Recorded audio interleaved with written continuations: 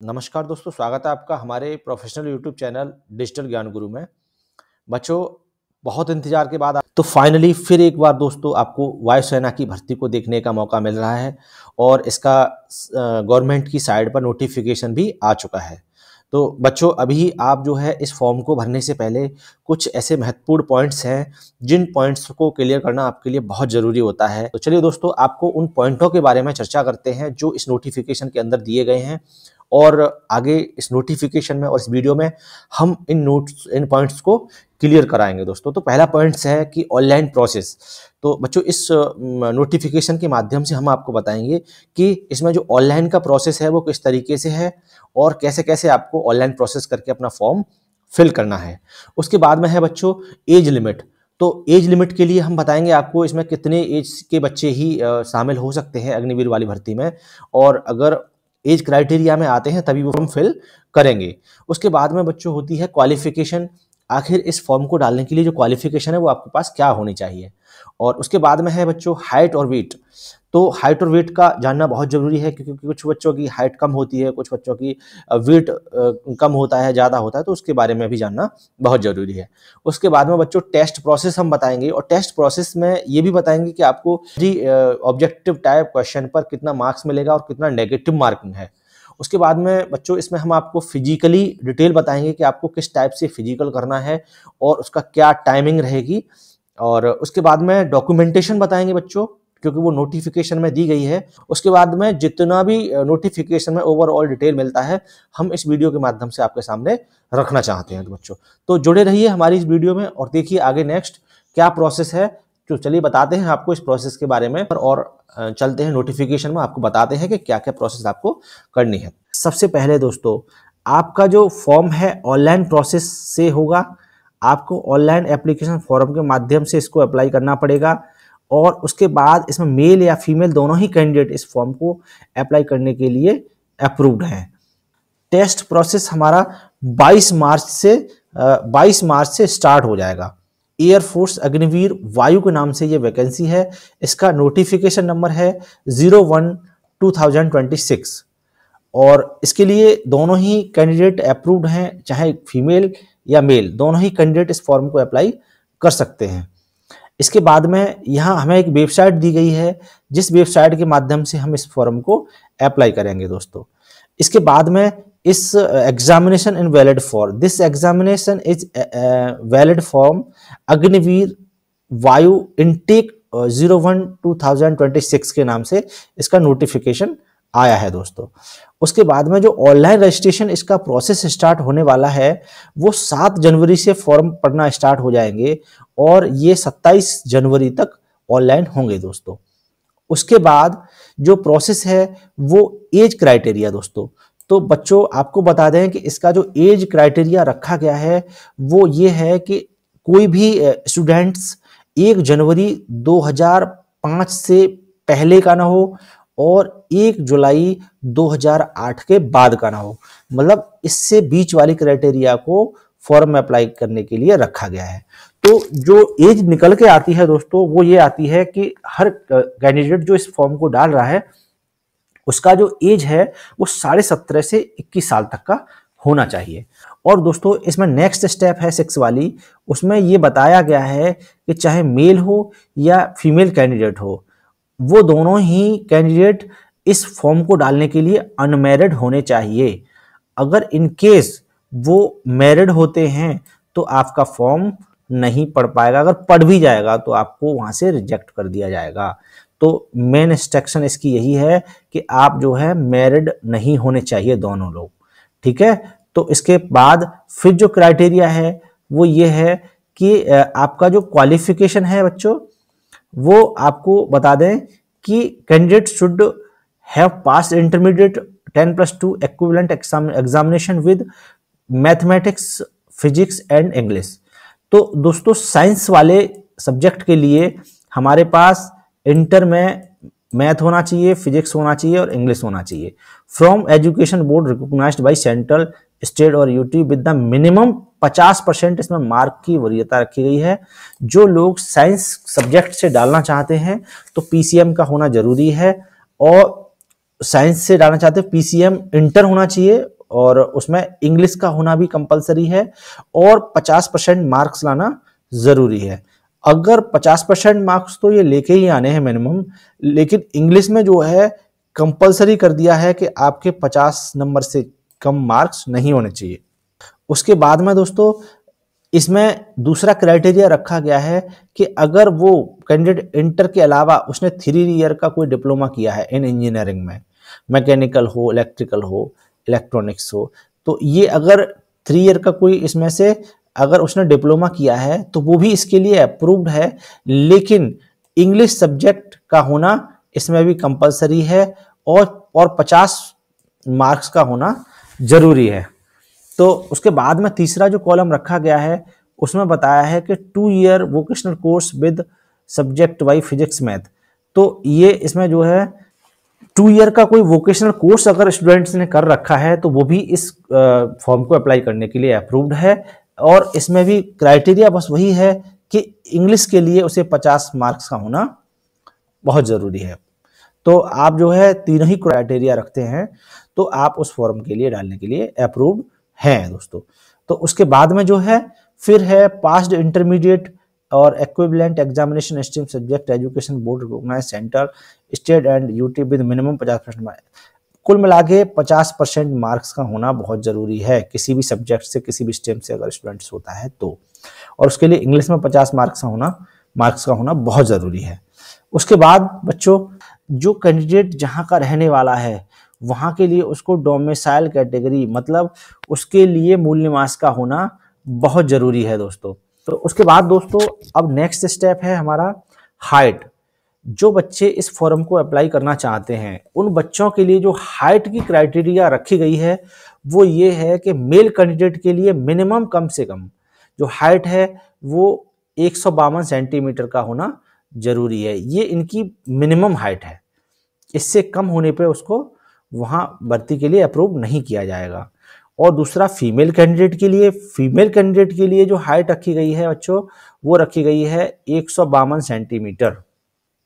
ठीक है, मेल और फीमेल दोनों का हाइट जो है 152 रखा गया है। उसके बाद जो लोग हिली रीजन से आते हैं, हिली रीजन, और जो लोग उत्तराखंड या हिली एरिया के रहने वाले हैं उनकी जो हाइट रखी गई है वो 147 सेंटीमीटर रखी गई है। और in case the candidate from Lakshadweep the minimum height will be 150 रखी गई है। तो जो लोग लक्षद्वीप और इस एरिया के रहने वाले हैं उनकी हाइट 150 सेंटीमीटर रखी गई है बच्चों। उसके बाद में दोस्तों की हाइट के अकॉर्डिंग उनका वेट रखा जाएगा। नाप तौल की बात आती है तो जो चेस्ट है वो हमारा 77 सेंटीमीटर होना चाहिए और 5 सेंटीमीटर का इसमें फुलाव लेते हैं वो लोग। जैसे कि नॉर्मल 77 बैठता है तो 5 मिला के इनका 82 सेंटीमीटर हो जाना चाहिए दोस्तों। फिजिकली एकदम फिट होना चाहिए। और किसी भी बच्चे को नेक्स्ट स्टेप है काम की इसमें कि जिन बच्चों के बॉडी पर टैटू बने हैं, जिन बच्चों ने टैटू बना के रखा है, तो बच्चों जिसने टैटू अपनी बॉडी पर बनवा के रखा है वो भी इस फॉर्म को अप्लाई करने के लिए अप्रूव्ड नहीं होगा। उसके बाद में जो आईज है उसका बताया गया 6x6 का आईज होना चाहिए।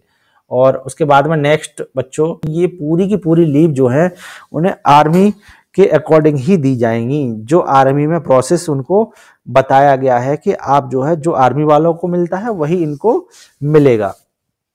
तो बच्चों इसके बाद में जो पे स्केल है उसके बारे में बताया गया है कि ये जो आपकी अग्निवीर वाली वैकेंसी है ये 4 साल के लिए आपको ज्वाइनिंग है। 4 साल में आपको किस किस तरीके से पेमेंट मिलेगा, तो इसमें जो फर्स्ट ईयर का पेमेंट है वो है 30,000 रुपये पर मंथ के हिसाब से मिलेगा। और इसमें इन हैंड जो कैश मिलेगा वो मिलेगा 21,000 रुपये। 9,000 रुपये आप अपने फंड में जमा करेंगे। 9,000 रुपये जो 30,000 में है, 30,000 में से 9,000 रुपये आपके फंड में जमा होंगे और 21,000 रुपये इन हैंड कैश मिलेगा। और 9,000 रुपये गवर्नमेंट अपनी तरफ से आपके फंड में जमा करेगी। ऐसे ही सेकेंड ईयर में क्या होगा, आपका पेमेंट बढ़ के 33,000 रुपये हो जाएगा पर मंथ। और जो आपके फंड में कटने वाले रुपए होंगे आपका जो पेमेंट है वो 33,000 हो गया। उसके बाद में जो फंड जो आपके इन हैंड मिलेगा वो 23,100 रुपीज़ मिलेगा और 9900 रुपये आपके फंड में कटना स्टार्ट हो जाएंगे। उतना ही गवर्नमेंट आपको फंड देती है। थर्ड ईयर में क्या होगा, 36,500 आपको पेमेंट मिलेगा और 36,000 पेमेंट मिलने के बाद 25,550 आपको इन कैश मिलेगा और 10,950 आपके फंड में जमा होंगे। उतना ही गवर्नमेंट आपके फंड में जमा करेगी। चौथी साल में क्या होगा, पेमेंट 40,000 रुपये रहेगा आपका और जो आपके इन हैंड कैश में मिलेगा वो 28,000 रुपये मिलेगा और 12,000 रुपये आपके फंड में जमा होंगे और 12,000 रुपये ही गवर्नमेंट आपके फंड में जमा करेगी। तो इस तरीके से जो अग्निवीर वाली भर्ती है वो 4 साल के लिए आपके पास रहेगी और उसके बाद में जो जैसे ही बच्चा रिटायर होगा 4 साल बाद, तो 4 साल बाद उसको जो है करीब 10,04,000 रुपये उसको निधि के रूप में, सेवा निधि के रूप में मिलेगा। जैसे ही वो 4 साल बाद वहां से रिटायर होकर आएगा उसको 10,04,000 रुपये उसको मिलेगा। जो यहाँ फंड हमने जमा किया था वो उसको पूरा का पूरा मिल जाएगा।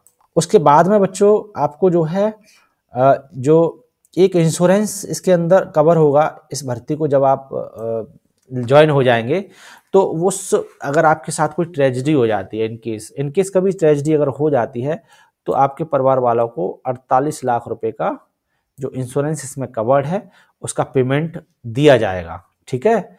और उसके बाद में है Agniveer skill certificate at the end of engagement period of details skill set certificate will be provided to the Agniveer highlighting the skill end। तो ये बच्चों वो है जो जैसे 4 साल के बाद जब आप रिटायर होके आएंगे वहां से आपको अच्छा खासा पैसा भी मिल जाएगा, 10 लाख के करीब रुपए मिल जाएंगे। उसके बाद एक सर्टिफिकेट भी मिलेगा। तो ये उस सर्टिफिकेट की बात कर रहे हैं, अग्निवीर स्किल सर्टिफिकेट। इनको एक सर्टिफिकेट भी प्रोवाइड किया जाएगा जो आने वाली किसी भी वैकेंसी में आप जब उसको लगाओगे तो आपको वरीयता मिलेगी किसी भी गवर्नमेंट जॉब के लिए। ठीक है बच्चों। तो उसके बाद में अब जो नेक्स्ट प्रोसेस है, और Agniveer will not be permitted to appear in the examination for commission in army navy and during the engaged period of the year. और इसमें ये बताया गया है कि जब आप इस जो नौकरी को करेंगे अग्निवीर वाली को, तो उस टाइम पीरियड्स में आप permitted examination commission army navy और IAF इन वैकेंसियों के लिए आप कोई फॉर्म अप्लाई नहीं करेंगे जब आप ज्वाइनिंग कर रहे होंगे। तो बच्चों उसके बाद में जो ऑनलाइन टेस्ट का जो प्रोसेस रखा गया है, ऑनलाइन टेस्ट में आपको जो है पूरा डिटेल बता दी गई है कि जो एलिजिबल कैंडिडेट ऑनलाइन टेस्ट के लिए जो एलिजिबल कैंडिडेट होंगे, eligible candidate will be send the admit card for the phase first. जो एलिजिबल होंगे उन बच्चों के एडमिट कार्ड को फर्स्ट फेज जिसको बोला जाता है फर्स्ट फेज टेस्ट को, उसमें रजिस्टर्ड ईमेल आईडी पर 48 से 72 घंटे पहले आपके एडमिट कार्ड को उस ईमेल आईडी पर भेज दिया जाएगा। तो बच्चों जो भी ईमेल आईडी आप फॉर्म में डालेंगे उस ईमेल आईडी को देख के डालें कि वो ईमेल आईडी सही है, क्योंकि वो गलत होगी तो आपके एडमिट कार्ड में थोड़ी सी प्रॉब्लम आ सकती है बच्चों। उसके बाद में फिर जो है जब और आपका एडमिट कार्ड जो है इसमें साइड दी गई है उस साइड से निकाल सकते हैं। टाइम होगा और पेपर जो होगा वो ऑनलाइन टेस्ट होगा और जो सब्जेक्ट साइंस वाले बच्चे हैं उनको 60 मिनट का टाइम दिया जाएगा और उस टेस्ट में जो है जो सिलेबस है वो है फिजिक्स, मैथ एंड इंग्लिश, और वो भी इंटर CBSE सिलेबस के अकॉर्डिंग पेपर होगा। ऐसे ही अलग अलग जैसे अभी डिप्लोमा वाले होते हैं तो उनको 45 मिनट का टाइम दिया जाएगा। ऐसे करके ये अलग अलग प्रोसेस है। तो उसके बाद में बच्चों आपको जो है इसमें नेगेटिव मार्किंग देखो मैं बता दे रहा हूं कि on 1 mark for every correct answer, प्रत्येक आंसर सही के लिए आपको 1 अंक मिलेगा और नील के लिए आपको कुछ भी नहीं मिलेगा। No 0 marks under attempt question, 0 कुछ नहीं। अगर आप 0.25 make shall be deducted for each wrong answer, आपने अगर 4 क्वेश्चन गलत कर दिए तो आपका 1 नंबर कट जाएगा। तो 0.25 की इसमें नेगेटिव मार्किंग है, तो बच्चों थोड़ा सा सावधानी से पेपर को करना है। उसके बाद में candidate are to be qualified each paper individually in science subjects and other than science subjects normalized marks. तो बच्चों इसमें बताया गया है कि आप जिस पेपर को देने जा रहे हैं उसमें से आपको प्रत्येक पेपर में पास होना पड़ेगा। ये नहीं है आप साइंस के मैथ में फेल हैं और बाकी के और सब्जेक्ट में पास हैं तो आपका पास माने जाएंगे। नहीं, आपको जो भी सब्जेक्ट आपके पेपर में रखे गए हैं फिजिक्स, केमिस्ट्री, मैथ, उन सभी सब्जेक्ट्स में पास होना पड़ेगा। जैसे फर्स्ट फेज अगर आपका क्वालिफाइड हो जाएगा, उसके बाद में सेकंड फेज में आपको बताया गया है कि कौन कौन से डॉक्यूमेंट्स के लिए वहाँ वेरिफिकेशन के लिए लेके जाना है। तो फर्स्ट है आपका डॉक्यूमेंटेशन में colour print out the face to admit card लेके जाना है, और जो एप्लीकेशन फॉर्म है वो लेके जाना है, और HB पेंसिल, इरेजर, शार्पनर और ये सब लेके जाना है। उसके बाद में 8 copy unattested passport size colour photographs लेके जानी है। ये सेकंड फेज वालों के लिए है जो फर्स्ट पेज टेस्ट को क्वालिफाई कर देते हैं बच्चों। तो बच्चों जैसे ही आप सेकंड फेज वाले डॉक्यूमेंट्स को वेरिफिकेशन के लिए ले जाएंगे, और आपको डॉक्यूमेंटेशन मैंने बता दिया है कि कौन कौन से डॉक्यूमेंट्स वहाँ लेकर जाने हैं, उसके बाद दोस्तों आपको करना क्या है कि आप जो है फिजिकल फेस टेस्ट के लिए अप्रूव्ड हो जाएंगे।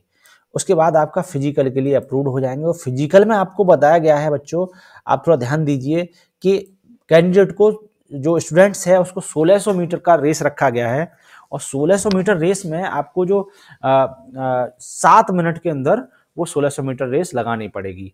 उसके बाद जो महिला कैंडिडेट है उसको 8 मिनट का टाइम दिया गया है, 8 मिनट में 1600 मीटर रेस लगानी पड़ेगी। और जैसे ही दोस्तों रेस कंप्लीट होगी आपकी, तो रेस कंप्लीट करने के बाद आपको 10 मिनट का ब्रेक दिया जाएगा। 10 मिनट के ब्रेक के बाद में जो मेल कैंडिडेट है उनको 10 पुशअप लगाने पड़ेंगे, वो भी 1 मिनट के अंदर, और उसके बाद में उनको 2 मिनट का ब्रेक मिलेगा।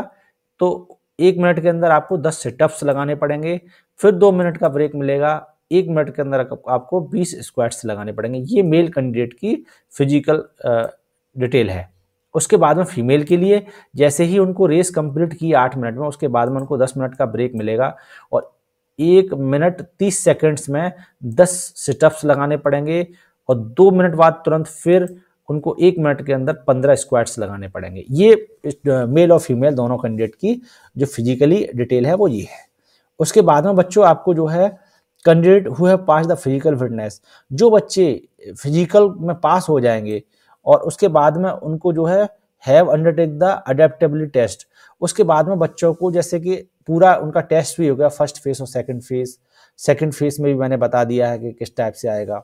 उसके बाद में फिजिकल भी हो गया उन बच्चों का, और जैसे ही फिजिकल हुआ उसके बाद में उनको जो है सिलेक्शन वाले ऑप्शन में रख दिया जाएगा। वीडियो अगर अच्छी लगी हो बच्चों तो चैनल को सब्सक्राइब कर लीजिए, और वीडियो को लाइक, शेयर और कमेंट्स करना ना भूलें।